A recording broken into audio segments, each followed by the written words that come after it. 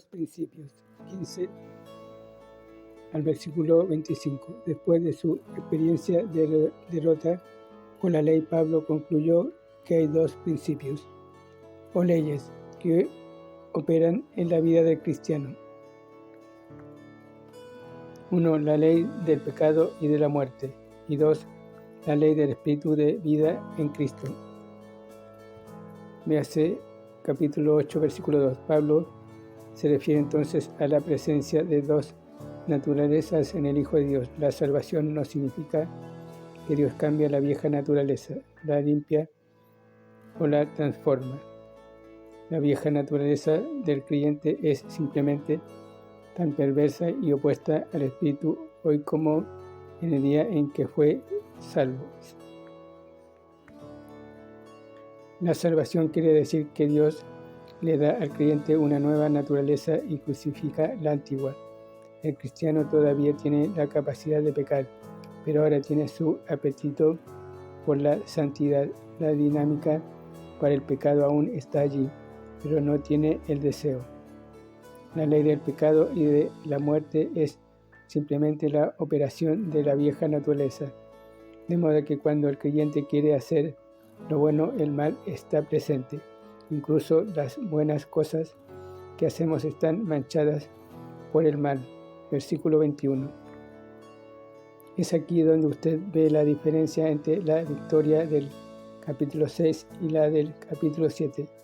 En el capítulo 6 el creyente gana la victoria sobre las cosas malas de la carne, o sea, deja de hacer deliberadamente el mal. Pero en capítulo 7 triunfa sobre las cosas buenas que la carne haría en obediencia a la ley. Mas Dios no acepta la carne, porque en nuestra carne no hay nada bueno. La carne para nada aprovecha. Juan capítulo 6, versículo 63.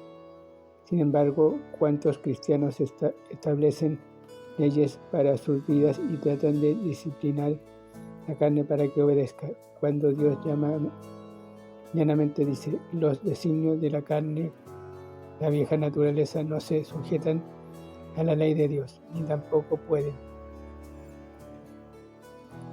Capítulo 8, versículo 7. La ley del espíritu de vida en Cristo Jesús contrarresta la ley del pecado y de la muerte. No es al someternos a las leyes externas que crecemos en santidad y servicio a Dios aceptables, sino al someternos al Espíritu de Dios que mora en nosotros. Esta ley o principio se elabora en el capítulo 8, en los primeros 17 versículos en especial. No podemos cumplir con la justicia de la ley con nuestras fuerzas. El Espíritu lo cumple en nosotros con su poder. Capítulo 8, versículos 3 al 4. ¿Cuál es la aplicación práctica de todo esto? Simplemente esto: en nuestra nueva posición delante de Dios como muertos a la ley, no se espera que obedezcamos a Dios mediante nuestras fuerzas. Dios no nos ha esclavizado bajo una ley cristiana que debemos obedecer para ser santos. Más bien nos ha dado su Espíritu Santo que nos capacita para cumplir las exigencias de la santidad de Dios. Los cristianos pueden tener la victoria del capítulo 6 y dejar de estar bajo la esclavitud del cuerpo de carne, pero hay más que eso en la vida cristiana. No deberíamos producir fruto para Dios, ciertamente, pero desde el momento en que empezamos a obrar con nuestras fuerzas, descubrimos que somos un fracaso. Y es importante recordar lo que dijo Pablo en el capítulo 1, que el justo por la fe vivirá. Esto significa que el Espíritu Santo nos guía a la fe,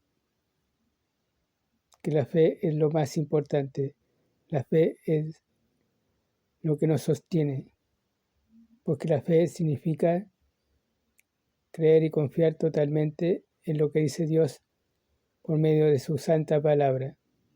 Si somos guiados por el Espíritu Santo, Eso significa que nos guía por medio de su santa palabra. Por lo tanto,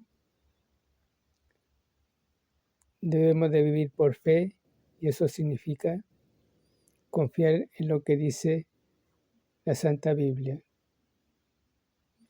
Confiar en las promesas de Dios y confiar que Él nos guiará.